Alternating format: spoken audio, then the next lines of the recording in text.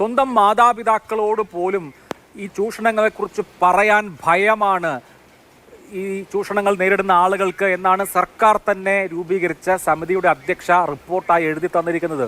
അവർ ഒരാളോടും പറയില്ല, അവർക്ക് സ്വന്തം ജീവനിലും അവരുടെ ഉറ്റവരുടെ ജീവനിലും പേടിയുണ്ട്, ഒരാളോടും പറയില്ല എന്ന് ഉറപ്പുള്ള ഒരു കാര്യത്തിൽ പരാതി വരട്ടെ എന്ന് പറയുന്നതിൻ്റെ വൈചിത്ര്യം ഒന്നാമത്തെ വിഷയം. രണ്ടാമത്തേത് താങ്കൾ തന്നെ നേരത്തെ സൂചിപ്പിച്ച കാര്യമുണ്ടല്ലോ, കമ്മീഷൻസ് ഓഫ് എൻക്വയറീസ് ആക്ട് അനുസരിച്ച് നിയോഗിച്ച ഒരു ജുഡീഷ്യൽ കമ്മീഷൻ അല്ല ഇത്, സമ്മതിച്ചു. അതുകൊണ്ട് സർക്കാരിന് ഇത് ടേബിൾ ചെയ്യുകയോ പുറത്തുവിടുകയോ ആക്ഷൻ ടേക്കൺ റിപ്പോർട്ട് സമർപ്പിക്കുകയോ ഒന്നും വേണ്ട, അതും സമ്മതിച്ചു. പക്ഷേ നോക്കൂ, ഇപ്പോൾ ഒരു കമ്മീഷൻ ഓഫ് എൻക്വയറീസ് ആക്ട് അനുസരിച്ച് നിയോഗിച്ച കമ്മീഷണർ മുൻപിലെന്നല്ല, ഒരു കമ്മിറ്റിക്ക് മുമ്പിലെന്നല്ല, ഒരു വ്യക്തി ഒരു A4 പേപ്പറിൽ ഒരു കാര്യം സർക്കാരിനെ അറിയിച്ചാൽ, അതല്ലെങ്കിൽ ഒരു ഇൻലൻഡിൽ ഒരു കാര്യം അറിയിച്ചാൽ, ഓട്ടെ ഒരു സിഗരറ്റ് പാക്കിൻ്റെ കവറിൽ ഒരു കാര്യം എഴുതി അറിയിച്ചാൽ അത് അവിടെ ഒരു ഒഫൻസ് നടന്നിട്ടുണ്ട് എന്ന കാര്യമാണ് അറിയിക്കുന്നത് എങ്കിൽ അത് പരിശോധിക്കാനുള്ള ബാധ്യത സർക്കാരിനെ സംബന്ധിച്ചില്ലേ, ഭരണകൂടത്തെ സംബന്ധിച്ചില്ലേ എന്നുള്ളതാണ് ഇതിലെ അടിസ്ഥാനപരമായ പ്രശ്നം. അതിൻ്റെ ഇപ്പോൾ date of occurrence, place of occurrence, പരാതിക്കാരി ഏത് അതൊക്കെ അന്വേഷിച്ച് കുറ്റപത്രം കൊടുക്കുമ്പോൾ മതി, സംഭവം ഉണ്ടോ ഇല്ലയോ എന്നൊക്കെ അന്വേഷിച്ചാൽ മതി. പക്ഷേ സർക്കാരിന് മുമ്പിൽ ഒരു കോഗ്നിസബിൾ ഒഫൻസിനെ കുറിച്ചുള്ള വിവരം കിട്ടിയിട്ട് എന്ത് ചെയ്തു, എന്ത് പരിശോധന നടത്തി എന്ന കാര്യത്തിന് ഇതൊന്നും വേണ്ട. ഒരു ചെറിയ കടലാസിൽ ആരെങ്കിലും എഴുതി തന്നാൽ മതി. ആ പരിശോധന ഉണ്ടല്ലോ, അങ്ങനെ ഒരു സംഭവം ഉണ്ടായിട്ടുണ്ടോ എന്നുള്ള പരിശോധന, അത് സർക്കാർ നടത്താത്തത് എന്തേ എന്ന ചോദ്യത്തിന് ഇതുവരെയും ആരും ഉത്തരം പറഞ്ഞിട്ടില്ല സാർ. ഞാൻ നിങ്ങളുടെ ചാനലിൽ ഒരു വനിതാ പ്രവർത്തകയെ ഒരാൾ അപമാനിച്ചു എന്ന് ഒരു വെള്ളക്കടലാസിൽ എഴുതി അങ്ങോട്ട് അയച്ചു തരിക, ഉടനെ സർക്കാർ അത് ഉടനെ FIR ആക്കുമോ? പരിശോധിക്കണ്ടേ? എനിക്ക് മനസ്സിലായില്ലത്. എഴുതി പരിശോധിക്കാൻ ഊമക്കത്ത് അയച്ചാൽ കിട്ടുമോ? ഇത് ഈ ഹേമ കമ്മിറ്റി റിപ്പോർട്ട് ഊമക്കത്താണോ? മാതൃഭൂമി ചാനലിലെ ഒരു മാധ്യമ അവിടെയാണ് നിങ്ങൾ മനസ്സിലാക്കേണ്ടത്. സമീപിച്ചത് കേസെടുക്കാനല്ല. ഞാൻ പറയട്ടെ അഭിലാഷേ, ഒരു കാര്യം, ഈ എൻ്റെ ഭാഗം ഈ ചർച്ചയെ കേൾക്കരുത് എന്ന് അഭിലാഷിന് ഇന്ന് നിർബന്ധമുണ്ട്. ഇല്ല, നിർബന്ധമല്ല, അത് അഭിലാഷിന് നിർബന്ധം ഇച്ചിരി കടുപ്പപ്പെട്ട നിർബന്ധമാണ്. ഇപ്പം ഇവിടെ വന്ന കാര്യങ്ങൾക്ക് എന്നാൽ ചോദ്യങ്ങൾക്കെല്ലാം ഉത്തരവുണ്ട്. വന്ന കാര്യങ്ങൾക്കെല്ലാം ആദ്യം ഒന്ന് ഉത്തരം പറയാം.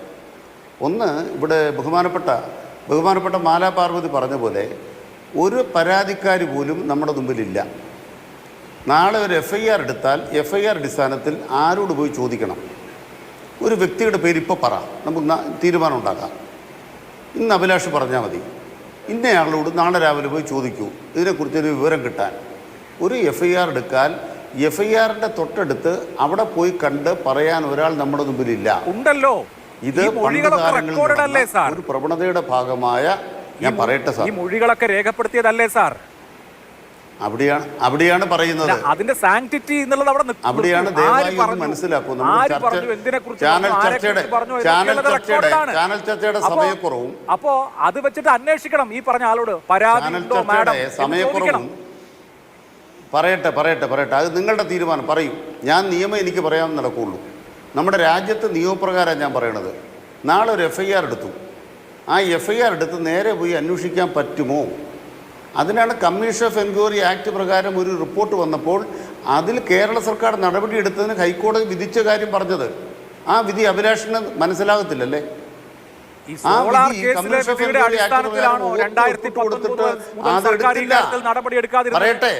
പറയട്ടെ, ഞാൻ പറയട്ടെ. ഈ FIR ഇടുന്നതിന് മുൻപ് ഒരു പ്രാഥമിക പരിശോധനയാകാമല്ലോ.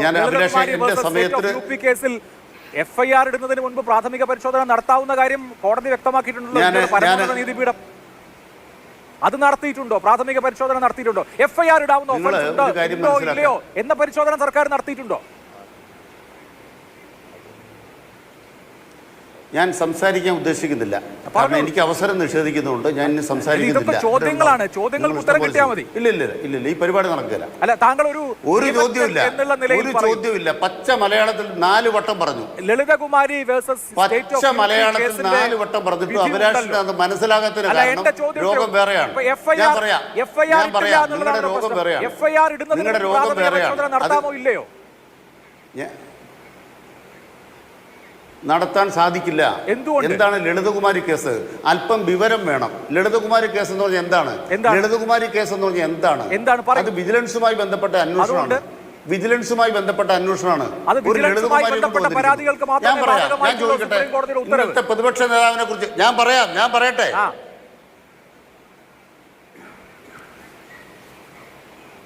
പറഞ്ഞോളൂ. പ്രതിപക്ഷ നേതാവിനെ കുറിച്ചൊരു വീഡിയോ ഞാൻ അങ്ങോട്ട് തരാം. പ്രതിപക്ഷ നേതാവിനെ കുറിച്ചൊരു വീഡിയോ ഞാൻ അങ്ങോട്ട് തരാം. ആ വീഡിയോ വെച്ച് FIR എടുക്കാൻ പറ്റുമെന്ന് അഭിലാഷ് നാളെ രാവിലെ ഒന്ന് പറഞ്ഞിങ്ങോട്ട്. ഒരാൾ പറയുന്നതാണ് പ്രതിപക്ഷ നേതാവിനെ കുറിച്ച്. നിങ്ങൾക്കൊരു വീഡിയോ ഒരു FIR എടുക്കാൻ പറ്റുമോ? FIR എടുക്കണ എന്ത് വേണം? അതൊരു കംപ്ലൈൻ്റ് ആകണം. ഇവിടെ ഹേമ കമ്മിറ്റി എന്ന് പറയുന്നത് ആ നിലയിലൊരു കമ്മിറ്റി അല്ല എന്ന് ഒന്നാമത് ഞാൻ പറഞ്ഞു.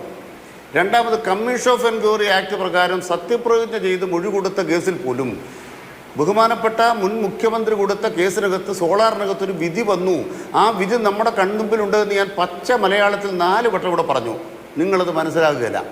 എന്നിട്ട് നിങ്ങൾ എന്നോട് ലളിതകുമാരി ചോദിക്കുന്നു. ലളിതകുമാരി കേസ് എന്ന് പറഞ്ഞാൽ എന്താണ്?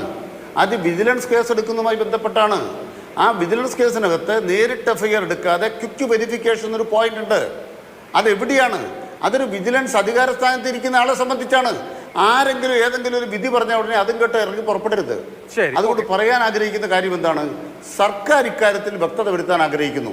ഒന്ന്, നമ്മുടെ നാട്ടിലെ വനിതകൾ, അധ്വാനിച്ച് ജീവിക്കുന്ന വനിതകൾ, അവരുടെ ആരുടെയും മാനം നഷ്ടപ്പെട്ടിട്ടില്ല. എന്നാൽ ഈ റിപ്പോർട്ട് വരും മുമ്പ് തന്നെ സിനിമാ മേഖലയിൽ അനഭിലഷണീയ പ്രവണതകൾ നമ്മുടെ മുമ്പിലുണ്ട്. അത് വസ്തുതാപരമായി നമ്മുടെ മുന്നിൽ വന്നിരിക്കുന്നു. അതിന് എന്തു ചെയ്യണം? ഇവിടെ കമ്മ്യൂണിസ്റ്റ് എന്നോ കോൺഗ്രസ് എന്നോ വ്യത്യാസമില്ല. പക്ഷേ കോൺഗ്രസ് നേതാക്കന്മാർ വന്ന് CPM-നെ ആക്രമിക്കുന്നു. എന്നിട്ട് CPM-ന് ബന്ധമില്ല എന്ന് പറയാമെന്ന് വെല്ലുവിളിക്കുന്നു.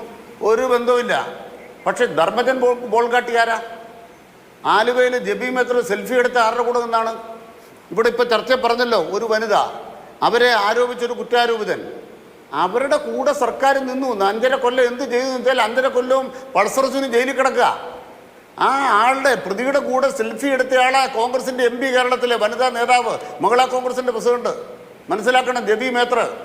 ആ കൂടിയാണ് ധർമ്മജൻ ബോൾഗാട്ടി. കെട്ടിപ്പിടിച്ച് കരയുന്ന കണ്ടു. ഇതാണ് കോൺഗ്രസ്. ആ കോൺഗ്രസ് കുറ്റാരോപണത്തിന്റെ കൂടെ നിൽക്കുകയും മറിച്ച് ഇങ്ങേ ഭാഗത്ത് സർക്കാരിനെ ആക്രമിക്കുകയും ചെയ്യുന്നു. ഇവിടെ സർക്കാരിന് വേണ്ടി പറയാൻ ആഗ്രഹിക്കുന്ന കൃത്യമായ കാര്യം എന്താണ്? ഒന്ന്, നമ്മുടെ രാജ്യത്തൊരു നിയമവാഴ്ചയുണ്ട്.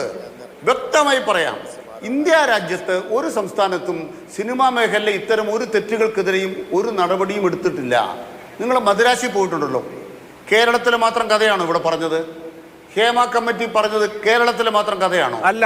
എത്രയോ തമിഴ്നാട്ടിലെ സിനിമാ മേഖലയിലെ കഥകൾ ഞാൻ പറയട്ടെ സാർ.